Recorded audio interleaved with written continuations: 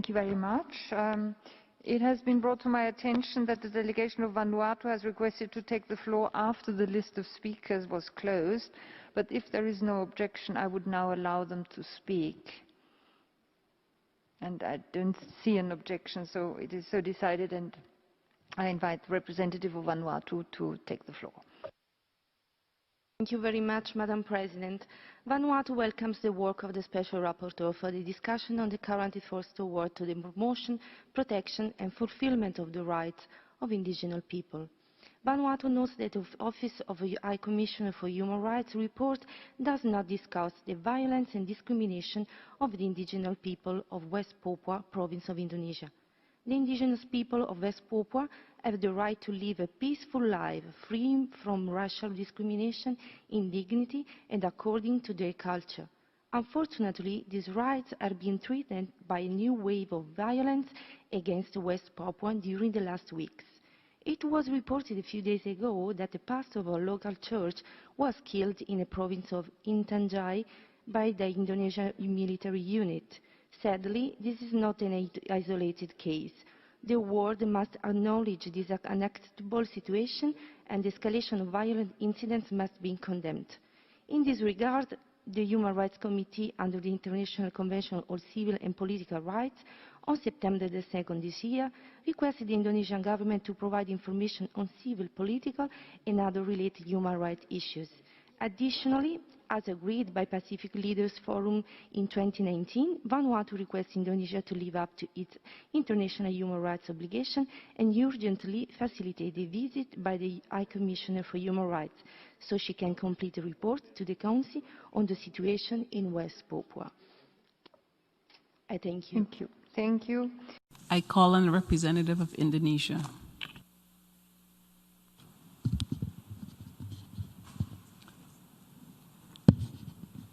Madam President, I'm taking the floor to exercise Indonesia's right of reply to the statement made by Vanuatu. It is shameful that this single country continues to have excessive and unhealthy obsession about how Indonesia should act or govern itself. Frankly speaking, I'm confused. How could a country try to teach others while missing the point of the whole fundamental principles of the United Nations Charter? Let me tell them the following. To do what is right is to respect the principles of non-interference in the domestic affairs of other countries. And to do what is right, it is to respect the sovereignty and territorial integrity of other countries. So until you have done so, please keep the sermon to yourself. Madam President, the President of Indonesia stated a few days ago in this great hall of nations, and I quote, "We must promote a win-win approach in building relations among states that is mutually beneficial," unquote. Indeed, such a call was echoed by world leaders throughout this prominent week. But this ignorant country chooses the contrary. At times of an emergency health crisis and great economic adversity, it prefers to instill enmity and sow division by guising their advocacy for separatism with flowery human rights concern.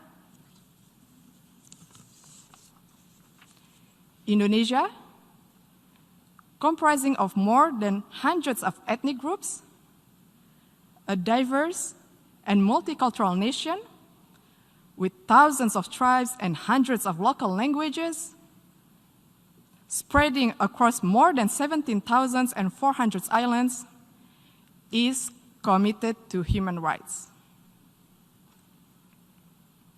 We value diversity, we respect tolerance, and everybody has the same right in this third largest democratic country in the world. We have also promoted and protected human rights where each individual has the same rights under the law. Furthermore, we have ratified the International Convention on the Elimination of All Forms of Racial Discrimination. While interestingly, Vanuatu has not even signed it. And how could one talk about promoting the right of indigenous people when it does not even sign the International Covenant on Economic, Social, and Cultural Rights, the core human rights instrument? This actually raises the question, do they really care about indigenous concern?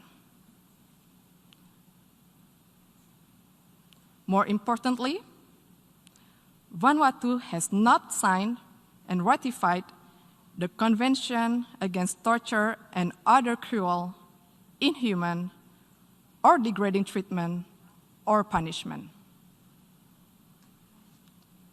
We call on the government of Vanuatu to please fulfill your human rights responsibility to your people and to the world.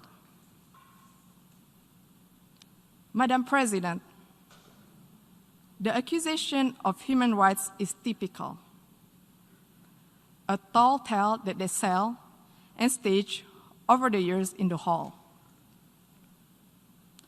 Let me tell them, you are no representation of the people of Papua, and stop fantasizing of being one. Papuans are Indonesians. All of us play an important role in the development of Indonesia, including on the island of Papua. Madam President, the principles of the UN Charter, which Vanuatu clearly does not seem to understand, stipulates the respect for sovereignty and territorial integrity. Indonesia will defend itself against any continuing advocacy of separatism conveyed under the guise of artificial human rights concern. The provinces of Papua and West Papua are irrevocable parts of Indonesia since 1945. It has also been firmly endorsed by the United Nations and the international community decades ago.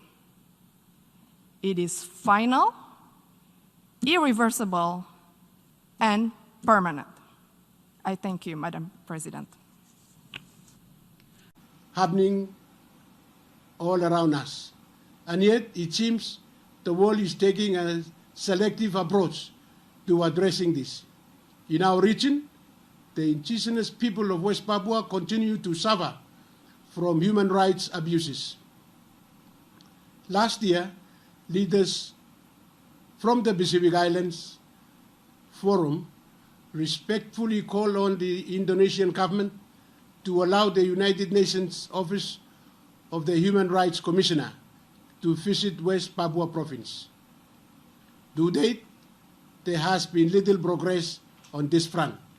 I therefore call on the Indonesian government to please heed the previous call of Pacific leaders.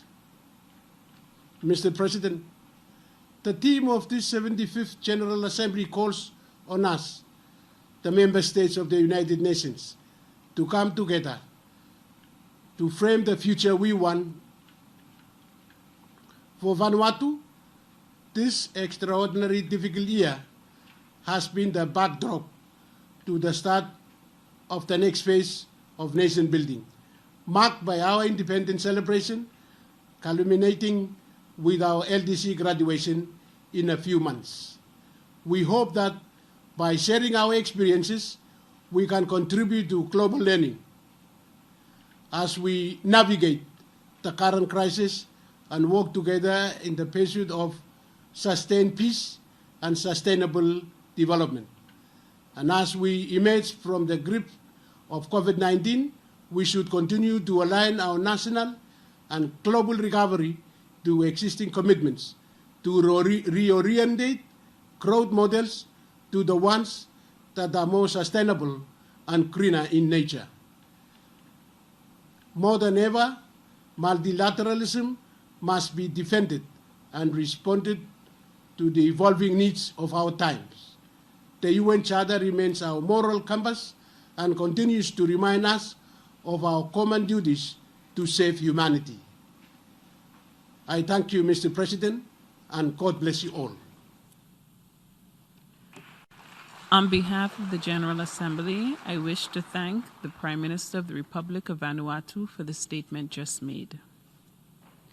I now give the floor to the distinguished representative of Capo Verde to introduce an address by the head of government.